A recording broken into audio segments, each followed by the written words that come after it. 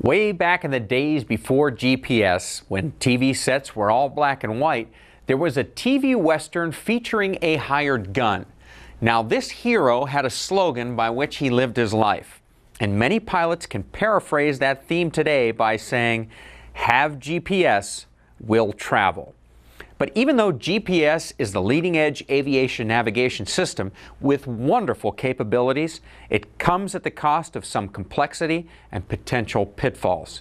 So, the FAA set up some rules and procedures for GPS use to ensure that IFR pilots have the reliability and accuracy they need for safe operations when they can't see the ground. If you've ever walked around your local airport flight line, you've probably seen many different GPS sets. For the most part, they all have the same navigational accuracy, but not all of them are approved for IFR operations. One of the first requirements is that an IFR GPS must be designed for aircraft use, not boats or cars, and it must be permanently mounted in the aircraft. So, those Navigator in your palm GPSs out there today are great for VFR flying and can aid your situational awareness during IFR, but they cannot be used for IFR navigation. Now, the GPS you find in many of the Cessna 172Rs meets all of the FAA's IFR requirements, and the POH tells you so. Buying an IFR-approved GPS isn't enough, though. Shoplifter, aisle 4. Shoplifter, aisle 4. If you want to equip an airplane, you can't just buy an approved unit and have your brother-in-law, Mr. "Trust me, I can install anything that's got wires on it," hook it up.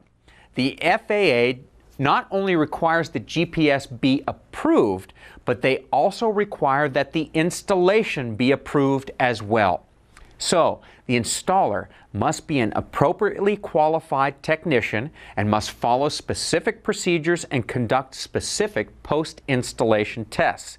Only after that's been done and the aircraft logbook entries completed can you be confident that your GPS is safe and legal for IFR operations. Of course, Cessna has taken care of all that in the new Skyhawks equipped with IFR GPSs. So once you have an IFR-approved GPS and installation, can you blast off into the clouds and use it for navigation?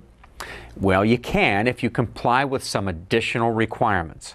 First of all, you need to know that nothing is static in the vast system of airports, nav aids, airways, departure, arrival, and approach procedures. Somebody is always changing something. And that includes names, frequencies, obstructions, adding or improving facilities, removing facilities, you name it. And you already know that when flying VFR, you should replace your charts every 6 months and your airport facility directory more frequently than that. Well, to operate safely IFR, you need to update your charts and other information on a more frequent basis. And that includes your GPS database. In fact, the FAA requires you to have a current database if you're going to fly IFR approaches.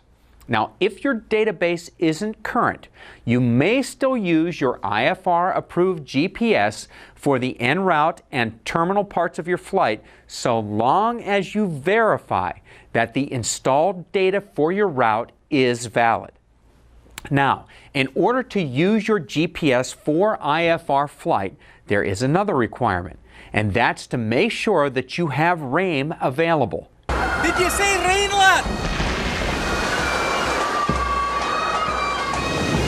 That's all it does around here. That's why we're all IFR pilots.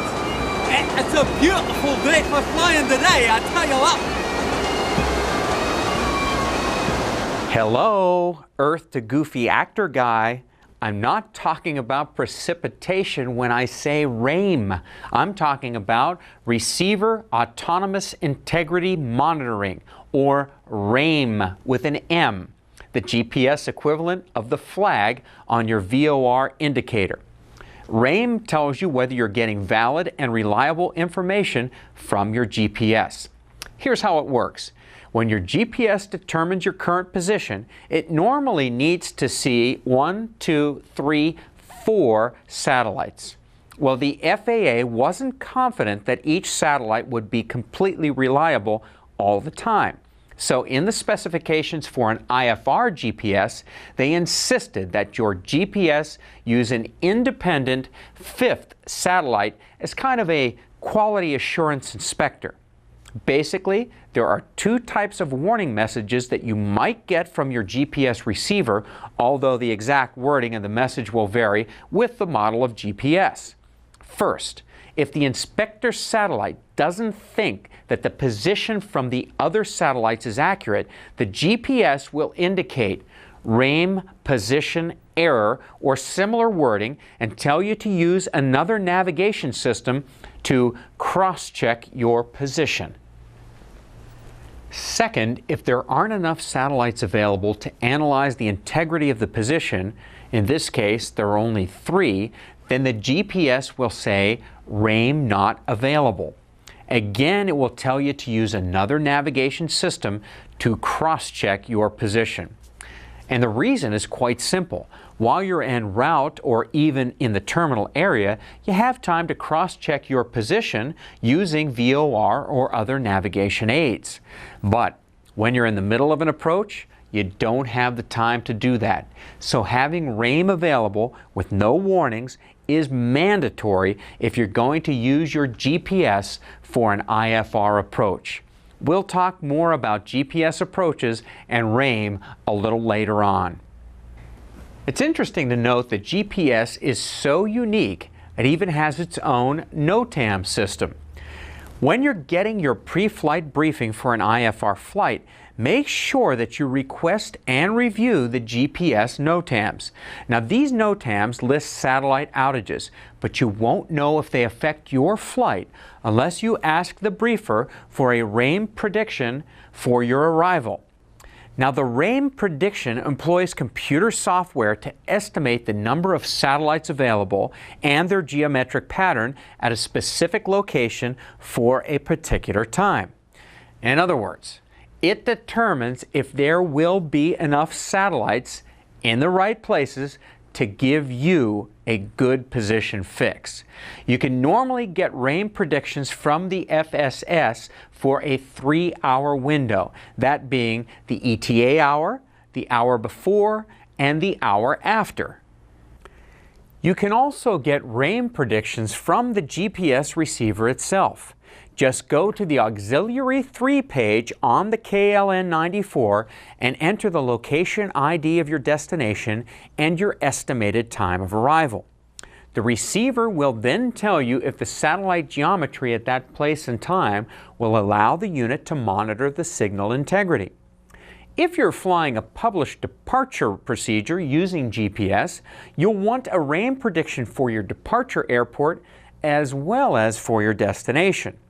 One of the things your IFR approved GPS may be used for is to replace ADF or DME equipment for en route and terminal operations. This means you don't even have to have those systems installed. Thus, you can use your GPS for the following: locating your position over a DME fix, flying a DME arc, navigating to or from an NDB or compass locator, locating your position over an intersection formed by an NDB or compass locator bearing that is crossing a VOR or localizer course, and holding over an NDB or compass locator. But there's something else to consider when you're planning an IFR flight using GPS. Although the FAA now authorizes GPS use for IFR en route, terminal, and approach phases of flight, they don't want you to be totally reliant on GPS. And that's especially important to know if for some reason you can't land at your destination airport. I don't recommend it here right now.